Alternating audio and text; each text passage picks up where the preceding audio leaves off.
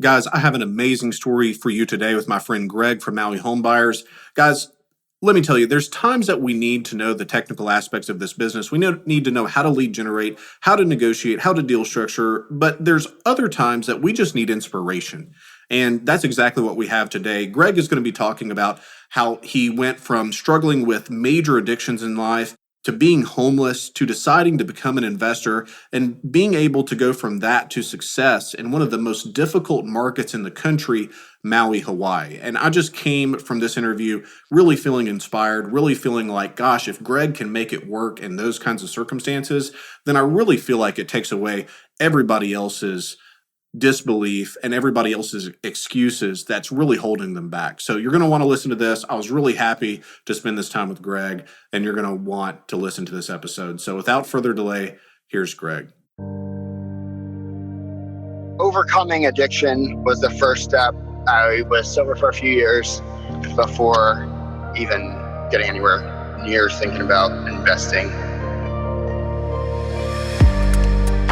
You can accomplish anything.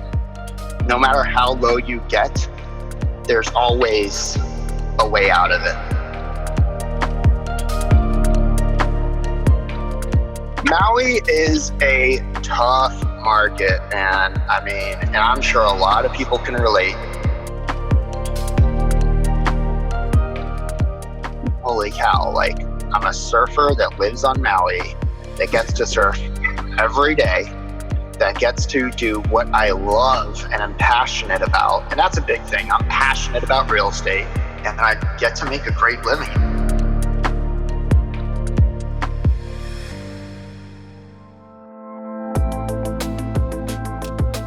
The real estate world is changing. Opportunity is everywhere. It has never been so easy to connect, share, and bring people together.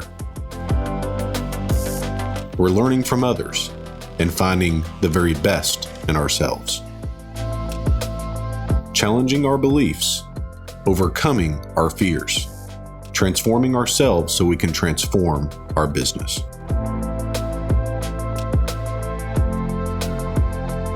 This is Investor Creator.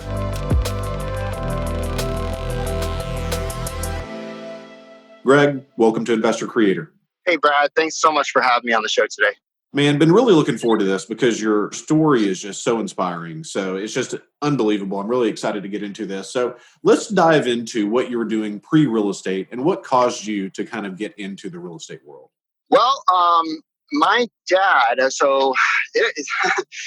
we're talking pretty young here. When I was a kid, my dad was in real estate. My dad passed away when I was 14, but he was kind of a real estate developer sort of position, acquisition sort of role at Carnival Hotels and Resorts.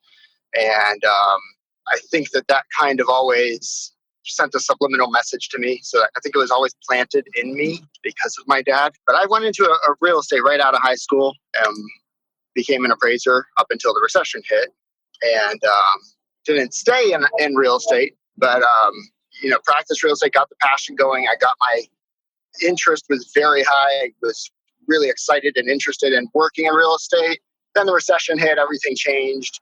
I had a lot of personal struggles of my own and lost my path for a while before coming back to real estate. Gotcha. So you went into the appraisal world at 19. What caused you to get into that? I mean, it seems like more of an odd thing to get into at that age. That was actually all thanks to a long-term boyfriend of my sister's at the time, a guy named George Levy, who had been dating my sister for a long time, I don't know, probably 8 years or so. And he and I were good friends. He was he's a really great guy. And he became an appraiser. He was a few years ahead of me. So he also came from a strong real estate family and became an appraiser out of high school. So by the time I was graduating from high school, he was a certified appraiser and I could work under him. So that's how that happened. And that really got my interest in real estate sparked back up. Okay. So you decided to become an appraiser, and what kind of interested you in the investing side? So I'm sure that there was a moment where you thought, like I did, because I sold real estate prior to becoming an investor, I want to be an owner and not working on the transaction. Well, there's a lot of experiences while I was doing appraisal that, gave me kind of a glimmer, like a little bit of a hint as to what the other side looked like. One particular time that stands out, and I've told this story on other shows before, it was really just is the main thing, when I think back on this time that sticks out in my mind. And I was doing an appraisal on an old, war zone kind of property. And I pull up to the property, wait for the owner. The owner pulls up and he's like, this kid, he's probably, 25 maybe at the most.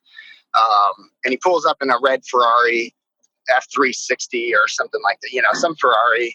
And I'm just like blown away. I'm like, what is going on? Like, what does this guy do? How does he do this? Like, I'm obsessed with cars. I'm passionate about cars. So I can really appreciate a machine like a Ferrari. And anyway, it turns out that guy was flipping houses. I would venture to guess that he might not have the Ferrari anymore because it was all based on speculation back then. But the seed was planted, and it stuck with me ever since. And I knew that investing in real estate, I didn't know the fundamentals of investing and how to invest, but I knew that the potential was there.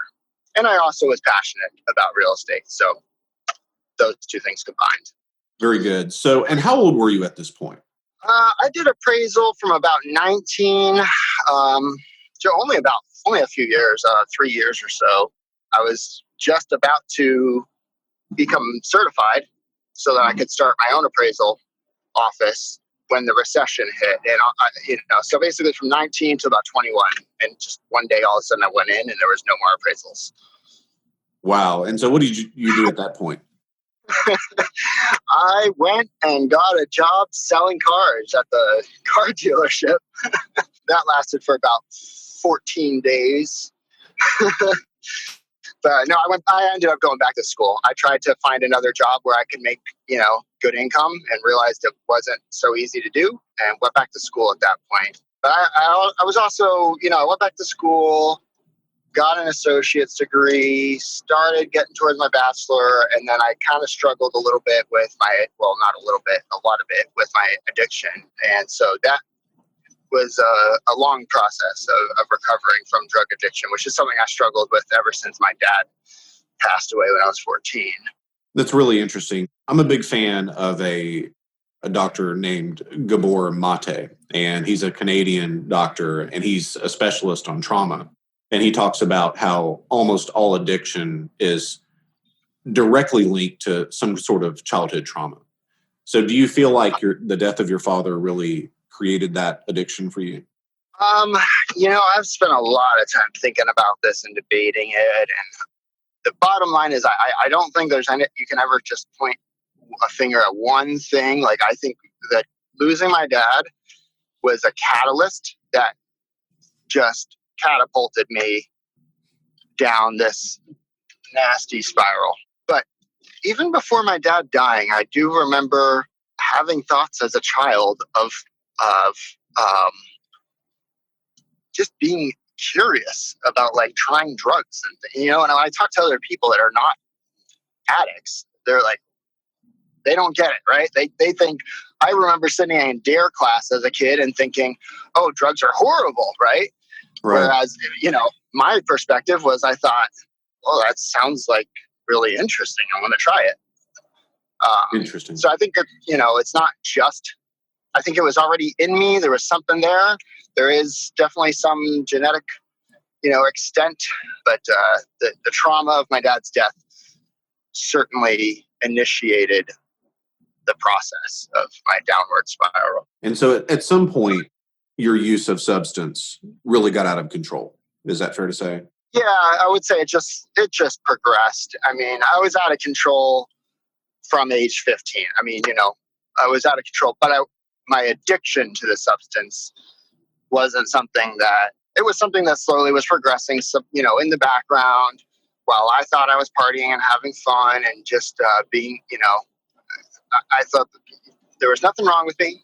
Like, I was just a kid having fun. But eventually one day I had an arrest and they said, okay, you will drop all the charges if you stay sober for a year. I said, okay, sure, no problem. And then, trying to stay sober for one day, I was like, oh man, I got a problem here. I can't do this. That's when it all kind of that was my wake up call. So to say, I was about 22 years old at that point. Wow. And so at what point did you begin the investing side of your business? So I bought my first investment property. I did my first deal in 2017. So just 3 years now. Okay.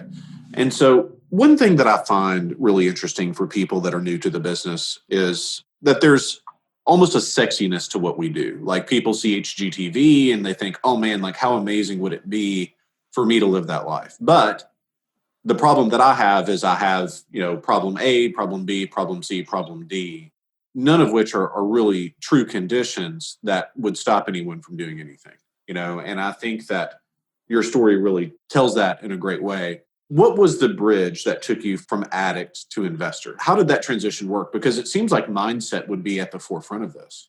Well, yeah. So recovery was number one, right? I mean, investing is not even something I could have even dreamed about without recovery. So I recovered.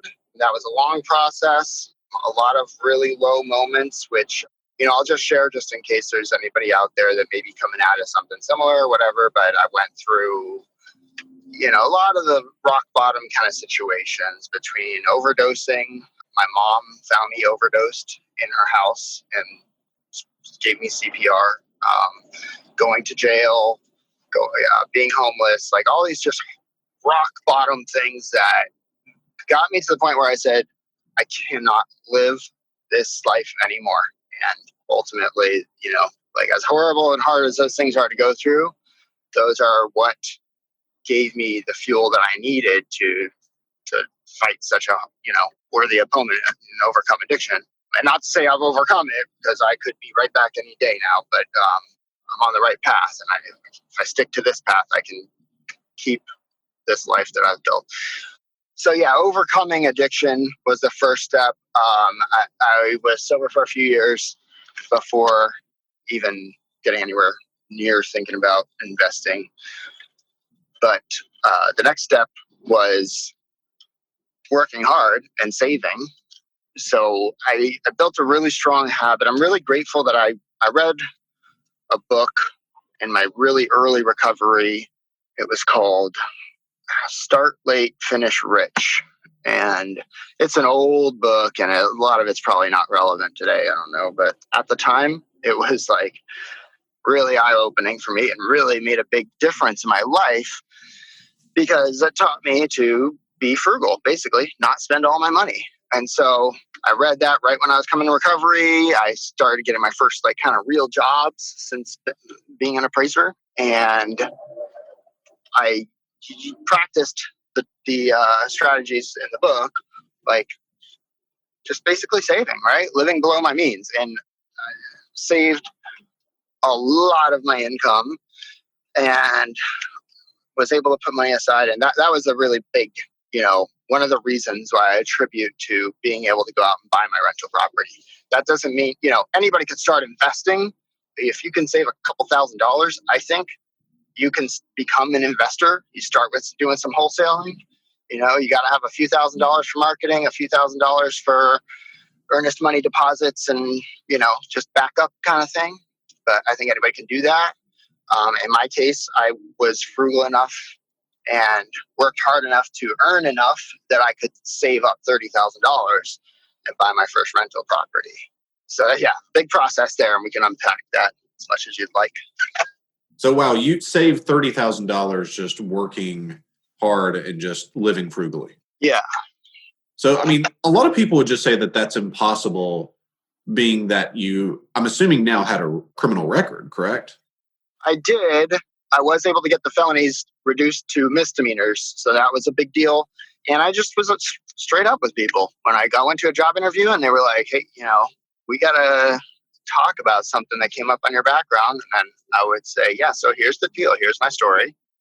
Just like, it's funny because that kind of relates now to when I'm applying, screening tenants for my rentals. I tell them like, hey, you got a felony, you got an eviction, anything like that on your record, let me know. It's not a deal breaker. I'm totally okay with you having an eviction. But if you lie about it, it's a deal breaker. That was kind of my philosophy back then too.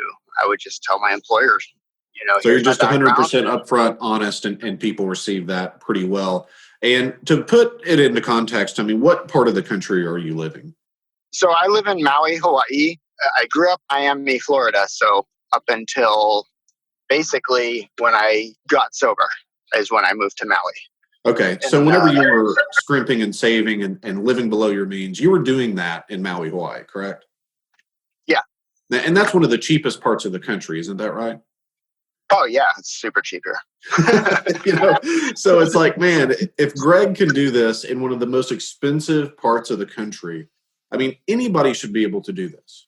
Does that make sense? Like, it's just really amazing. So you saved up $30,000. At what point did the vision board become a part of this?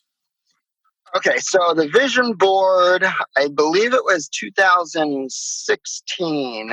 I knew, I had made them before, but in 2016, I made my first vision board where I, for the first time, put a rental property on my vision board. And I also put a home that I wanted to build as my primary. And I put those two things on the vision board. And at that time, I couldn't even fathom, it just was such an impossible dream to me at that time. Less than a year later, though, I had my first rental property and my primary residence. I was in the process of building my primary residence, like almost the same house that I put on the vision board. So I'm a big believer in vision boards. And then the other thing that I believe made a big impact was podcasts, listening to all the real estate investor podcasts taught me all these things, and also the, finding bigger pockets online that was helpful, but really listening to the podcast and the vision boards are the two things that helped me create a vision, chase it every day, and also listen to other people that had accomplished what I wanted to do and realize this is totally possible. You don't have to be a billionaire to go invest in real estate. So yeah, that I credit everything to those two tools. Let's unpack that just a bit. So for those that don't really understand, what is a vision board? Let's talk about that. And then secondly, how did you create it? And did you have a daily ritual with that vision board? To me, a vision board is a poster sort of board that has images that represent things that I want to create or attract in my life. I don't actually know what the definition of a vision board is, but that's the definition, Greg's definition. At that time I was taking a poster board and clipping out pictures out of magazines and gluing them onto the thing. And then I'd put it up in my room or somewhere where I would see it every day. And the brain, you got to check with Tony Robbins on this stuff. He should be able to clarify, but I think it's the reticulator activating system that is a part of the brain that, the way I understand this is that you see the vision board every day, even though you don't consciously or see it, and it doesn't register in your mind, right? But subliminally, your brain is seeing that vision board and it's remembering, oh, we want to own rental property, and it sends a message and it tells your brain what to do. You got to take these steps, and you actually, without even realizing it, go and take the steps to accomplish those goals because of the reticulator activating system. I probably just butchered that whole thing, but that's kind of my understanding of it. And that's why I'm a big believer in this stuff. So now what I do is, we've got a little more technology at our hands today. So instead of doing the physical clipping out of pictures, I use different websites that allow you to just upload images and kind of combine them into a collage. And then I can, I print that out. And for example, right now I have a vision board printed out on my refrigerator. I have one that's the background on my laptop. I have one that's the back, or they're all the same image, but I have it also as the background on my cell phone. I have it everywhere. So, and I see this thing every single day. I mean, probably 50 times a day, but I never realize it. I never notice my vision board. It's just there, when the background image is something for so long, you forget about it. You don't notice it anymore. But I still believe that it's sending a message to my brain and helping to keep me motivated on track to accomplish the goals that are important to me. Man, that is so powerful, and it's something that I've experienced as well. So I'll tell you a quick story. I'm not a car guy. Okay. So like I like cars to the extent that they're comfortable and they get me where I'm going, but I don't know the difference in a Ferrari and a Lotus and a Lamborghini and that kind of thing, right? But so I have a vision board on my cell phone, very similar to what Greg just said. So there are different apps in the Google store or the iTunes store where you can take pictures and rearrange them and different things, and it becomes the background on your phone. And there's other apps where like you spend time in almost like active hypnosis with these pictures. Okay. So you can kind of check those out. But so I had a vision board on my phone, and it had different things on there, but it had this car. Okay. And so what happened with me is I was driving on the interstate in my car. I was driving a BMW, and shout out to BMW, but because I love BMWs, it just did not work out well for me this time. But my BMW, it said caution, low oil. I was about maybe 10 minutes from the dealer. I was like, well, let me just get it to the dealer. And then it said like critical, like 2 minutes later, critical, low oil. And I mean, my engine just completely came apart. I was on the side of the interstate. And so I'm like, Oh well, man. I've got a busy day. I need a car. So like I walked to a different dealer and I said, hey, I need a car. Mine's on the side of the interstate and I need a car. What do you have with like the premium stereo and these kind of features? And I ended up driving out of there with the car that was on my vision board. I didn't even notice it until like 2 months later. I was looking at my vision board. And I was like, oh Wow. man, that looks like the car. I was like, it is the car. And I didn't even realize it. It was like the most amazing thing. So I'm a huge, huge believer in vision boards as well. And it comes down to this, in my opinion. If we do not have a focus on what the future is supposed to look like, then the little paper cuts along the way are going to destroy us. Because anytime Yeah. in the entrepreneur world, like you're always dealing with minor problems. Well, they can become really painful if you're not focused on the right thing. Does that make sense? Absolutely. And man, I mean, that is such a great story about how powerful vision boards are. I kind of have a similar story too with the car front. Like I put this car on my vision board I never could have imagined buying. And I mean, I'm talking like a few months later, I'm driving one. It's insane how it just works. There's no explanation. That's crazy. So one thing that I've thought about, like, if I didn't have this car on the vision board, would my car have broken down on the side of the interstate? Yeah, right. It's kind of How like do in the we do a Matrix test on when, that? Like, we need some kind of test to be able to experiment to prove this theory. Like, does it actually cause these events to happen so that we get to, buy the car and accomplish the goal? yeah, and even if like getting to that goal was not exactly the way you'd hoped, if I had the choice to push a button and my car break down on the side of the interstate, I'd probably said no. I don't think I want to do that today. But moving on. So I mean, really, really interesting stuff there. So You know what? you, Not to harp on this, but yeah, it's while you were just saying that, I just remembered that that's actually almost identical to what happened to me. My truck broke down. I had this 15-year-old truck. I was making like, more than a few $100,000 a year, and I'm driving this $3,000 beater truck. And, just because, again, I'm saving, I'm trying to live below my means and trying to get to the goal faster of never having to worry about working again and never having to worry what happens with the economy or anything. So the truck breaks down for the third time in 3 months on Christmas Day, and I'm just over it. So it was at that point that I decided to go out and buy, I was like, I need to get rid of this truck. And I went out and bought this Porsche, and I wasn't even thinking about it at the time. I just found, I ended up getting a good deal on a car that I was absolutely crazy about, that, I shared a passion for Porsche with my dad. So there's a lot of meaning behind it there. And it wasn't until after I owned the car that I noticed my vision board, and I noticed the Porsche on my vision board. And I thought, holy cow, I just, like that just manifested itself. And I wasn't even aware of it. And our that's really stories are incredible. really similar there. That's crazy. All right. So wrapping up your recovery, because I'm sure with the reach that we have on the podcast that there's someone out there listening that has struggled with addiction or is currently struggling with addiction. For those that are in that situation, what advice do you have to give them in terms of their recovery process? Man, there's so much. We could talk for hours about this, and I'm so passionate about this subject too. And I hope that I'm being of service and helping somebody out there by via this podcast.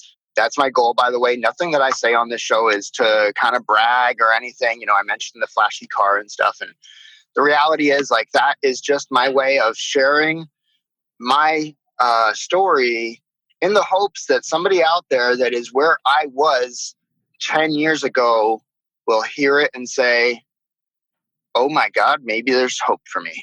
Right. Because I was actually, I didn't mention I was suicidal for a while. Like, I was very close to, I was planning and talking about different ways of taking my life with a friend that I was suffering an addiction with. And we were both, kind of trying to come up with a way to escape without going through any pain or suffering. And so, it's as low as it gets. Right. Like,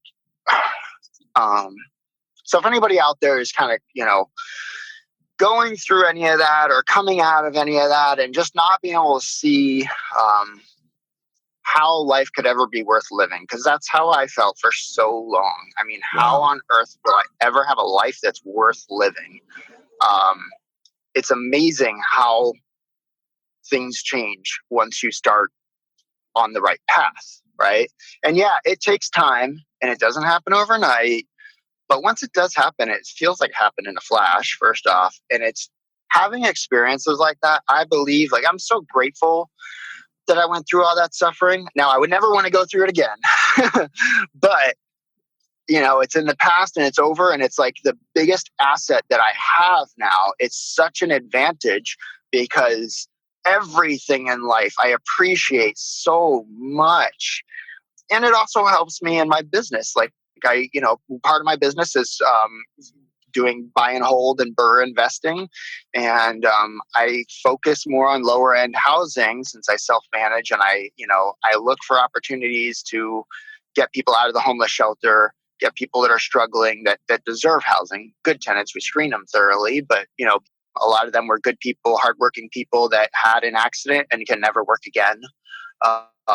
Things like that. And it just, I think that because I've been through these lows, like, that kind of motivates me more to want to help people that might be living the same way that I was living. Although, like, I was living that way in a sense, by choice, because I chose to use drugs. So it's a little different when you're living that life because you had an accident you have no control over. But I would just, again, get back to the point is you can accomplish anything. No matter how low you get, there's always a way out of it. And a lot of times it's hard to see that, but I promise you, like, I mean, there's no possible way I ever could have envisioned a life anywhere remotely even. I mean, I was trying to figure out a way, like, how could I ever get to a point in life where I can make a job, get a job making $40,000 or $50,000 a year so that I can, not struggle paycheck to paycheck, right? Like, that was my goal. If I could get to that, I would have been beyond thrilled. And it's just, I've gone so far past that the point is, if you reach for the stars, you're selling yourself short, because you can do anything. And having those negative experiences, those bottoms, those pain and suffering is an asset, and it will, or it can be, used to help you accomplish more and get closer to your goals and have a more fulfilling life. Man, that's unbelievable. Just absolutely amazing. So you're in recovery. You begin to take a look at the investing model and say, hey, this is something that I want to do. You create the vision board. So what happened during that year that caused you to begin buying property and also be to the point where you could start to build your own personal residence? Well, again, I worked really hard. I increased my income, first off. But when I increased my income, I didn't increase my spending. So I think that's a really big factor to kind of mention. It's really important to me, which also today, like, now back then I went from making $38,000 a year to making, 50 something. And then eventually I got up to where I was getting close to six figures. And when I was getting close to that 6-figure mark, I was still living on the 38,000. So, I was renting a room in a house with 4 roommates and a 2-bedroom house, paying $600 a month, where, I had friends that were making half as much as me that were paying $1,500 a month in rent to have their own apartment. And I was like, I'm a single guy. Like, I didn't need, like there's no reason. So I just lived below my means. That's how I saved. And I just saved and saved and saved. And meanwhile, I had been looking at properties. Initially, I was looking at stuff on the MLS because it wasn't until I heard enough podcasts really that I understood that, buying on MLS is not necessarily a bad strategy. And it depends on your market too, right? But on Maui, if you want to buy something on the MLS, you better have $200,000-$300,000 ready to go. And you're probably going to be paying over market value. Not going to have equity. So I looked at stuff on MLS for a long time, made a lot of offers, and analyzed a lot of properties. And thank God I never pulled the trigger on any of them. It would have been fine if I did. It wouldn't have been a big deal. I would have made a small return and I would have learned a whole lot. But by analyzing all those deals, I learned what makes a deal a deal. I really got to understand what the numbers and values and cash on cash returns and all these different things. So when a deal actually presented itself, I knew that was a deal and I was like, I'm all in, I'm taking it, and never looked back since. And those same principles have stuck with me. And I believe that's what's helped me to grow and continue scaling. So tell us about your first deal. How did that come about? And tell us the numbers if you don't mind. It was a condo. So I mentioned a lot of I buy a lot of rentals in a lower end kind of rental on Maui. It's a condo building that's market values they sell for around $150,000. At that time, they were selling for about $100,000, right around $100,000. And this was a foreclosure that I was able to pick up for $70,000. And, it wasn't in great shape, but it didn't really need a rehab. Like I just kind of painted it, cleaned it up, and I turned it into a Section 8 rental, and it worked great for that, and it cash flowed. So I purchased it for $70,000. It rented for $1,700.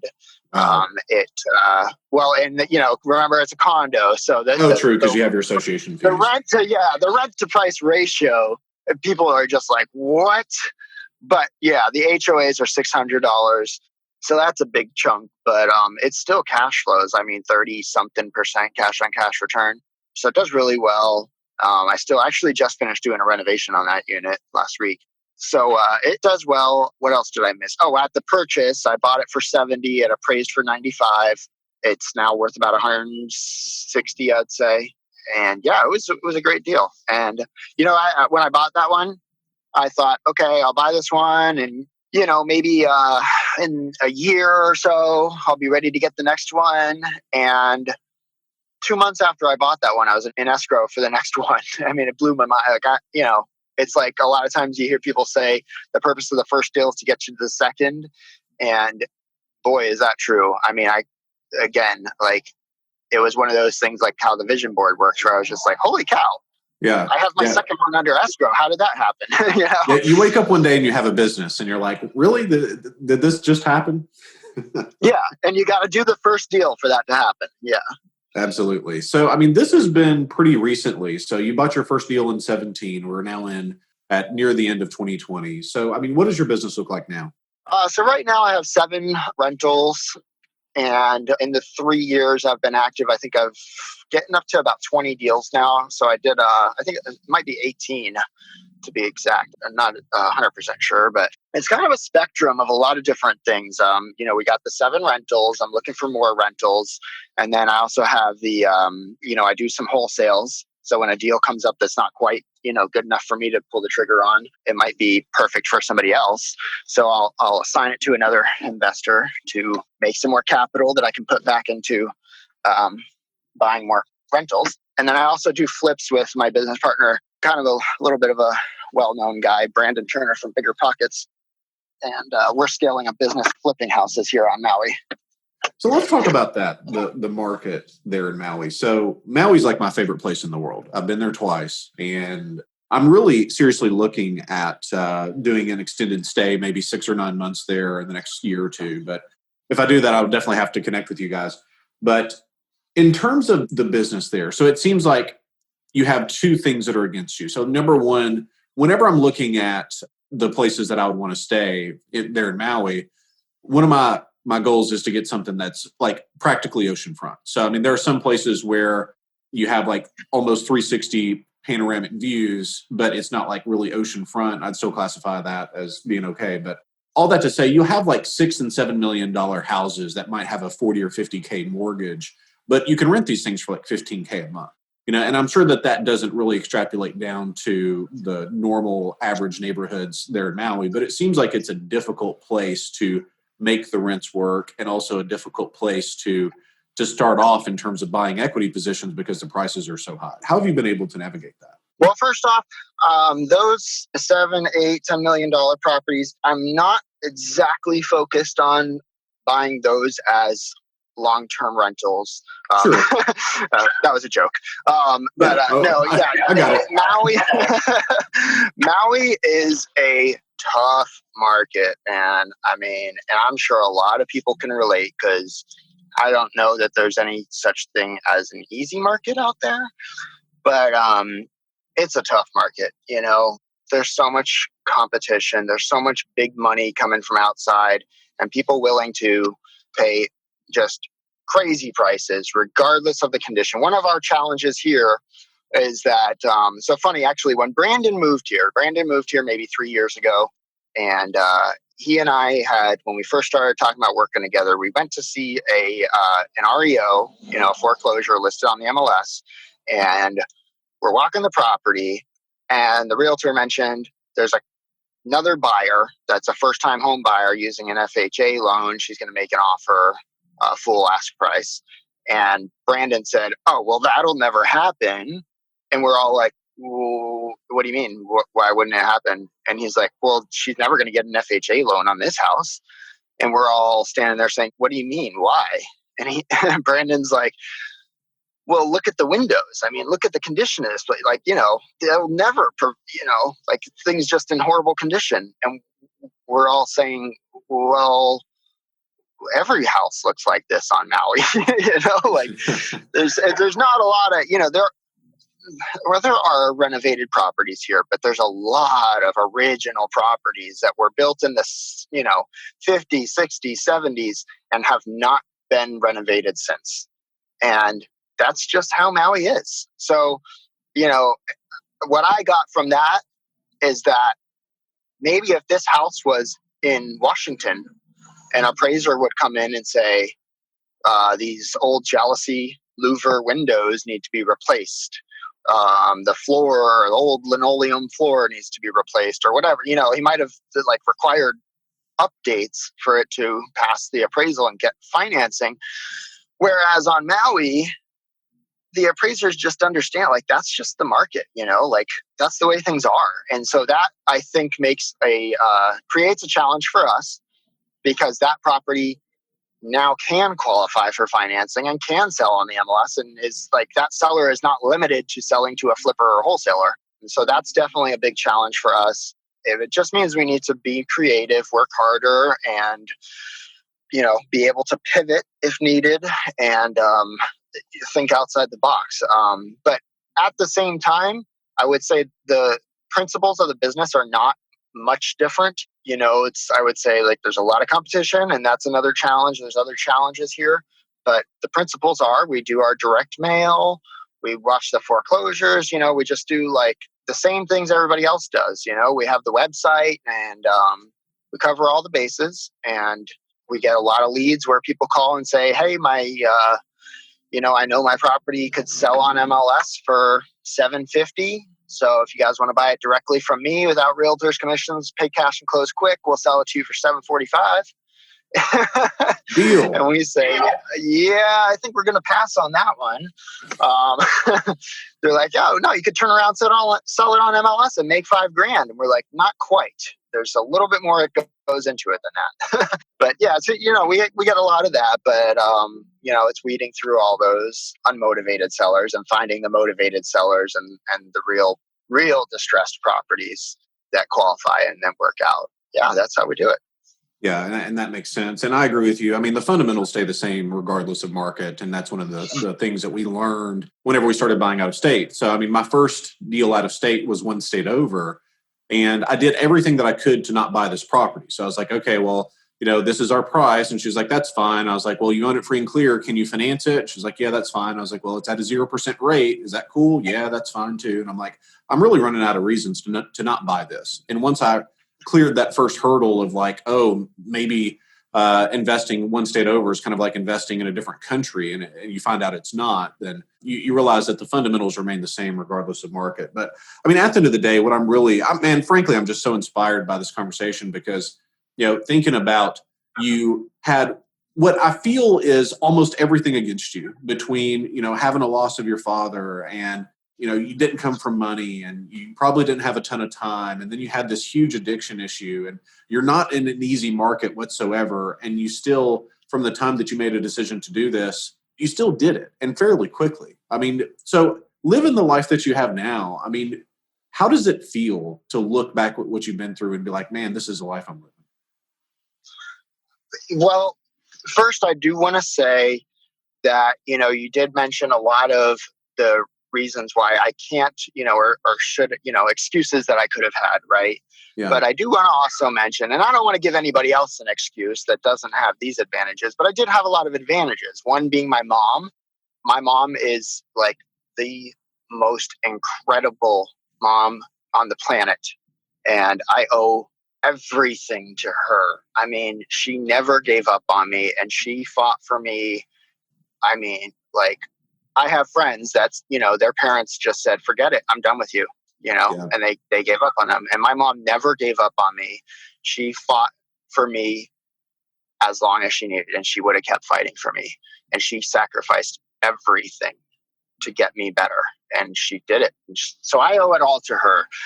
So I did have some things going for me. But to answer your question, it's still pretty unbelievable. Anytime that I sit down and think about it, it's just like I cannot believe that this is my life now. Like every morning I do my little, yoga and then meditation, and I write a little bit of goals and, to-do list sort of thing for the day. And almost every morning I just sit there and think, like, remind myself to be grateful. And then, starts with that. And then that gets me to thinking about, holy cow, like, I'm a surfer that lives on Maui that gets to surf every day, that gets to do what I love and I'm passionate about. And that's a big thing. I'm passionate about real estate and I get to make a great living, and it might not always be this way. I'm sure there's going to be times when it's, kind of, real estate tends to be feast or famine. So we'll have challenging times possibly soon, but, we plan and prepare for those times so that they don't take us out of the business. But it's just, I mean, there's nothing, I couldn't ask for more in life. It's a life beyond my wildest dreams. And it just goes to show that it doesn't matter. Again, like, I could feel like I'm beating a dead horse, but like, it doesn't matter where you come from, how bad things get.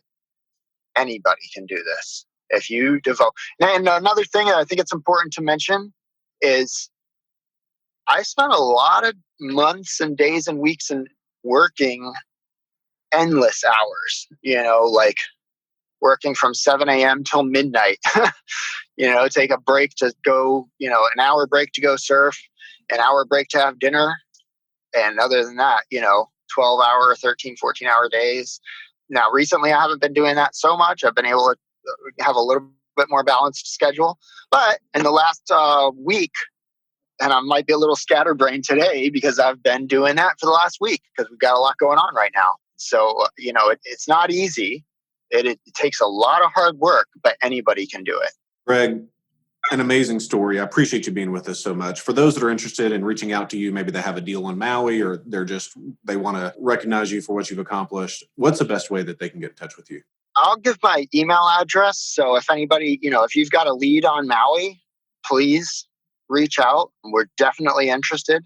My email is greg@maui-homebuyers.com. So it's GREG at Maui-homebuyers, plural.com. And then also my Instagram, we have two. We have one that we're trying to build for the business, which is at Maui Homebuyers. And then my personal Instagram is at investor.greg. Very good. We'll put that in the show notes. Greg, appreciate it so much. Thank you so much, Brad. I'm a big fan of your show, love the show, and I'm so grateful for the opportunity to be a guest on your show today. Thank you for having me.